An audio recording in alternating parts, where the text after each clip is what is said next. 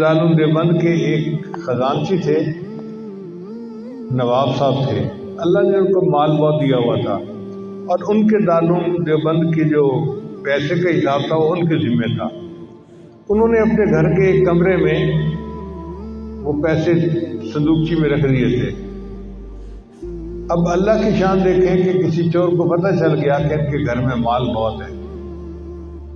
اس کمرے کو انہوں نے چھوٹی سی تالی سی لگائی ہوئی تھی۔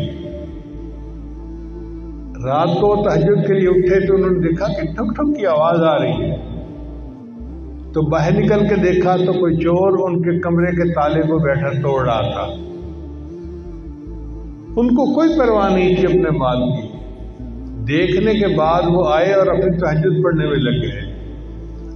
جب تہجد پڑھ کے فارغ ہوئے تو پھر فجر کا وقت قریب تھا، باہر آئے اور انہوں نے آ کے اس کو کہا کہ اے بھائی، ساری رات تو ہو گئی تالے کو توڑتے ہوئے، یہ نہیں ٹوٹا تو اب تجھ سے کیا ٹوٹے گا؟ وہ چور سمجھ گیا کہ مالک گھر کا جا گیا تو وہ بھاگ گیا۔ یہ مسجد میں نماز پڑھنے کے لیے آئے اور مسجد میں جو بزرگ تھے ان کو آ کے کہا، ان کا تقیہ کلام تھا اللہ کے فضل سے، ہر بات کہتے تھے اللہ کے فضل سے، اللہ کے فضل سے۔ چنانچہ آ کے ان کو کہنے لگے، حضرت آج تو اللہ کے فضل سے اللہ کا غضب ہو گیا۔ اب وہ حیران ہو کے سن رہے ہیں کہ یہ کہنا کیا چاہتا ہے۔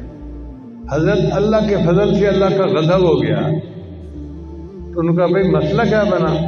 کہنے لگا کہ چور ساری رات میرے کمرے کا تالا توڑتا رہا، معمولی تالا تھا، اس سے تالا نہیں ٹوٹا۔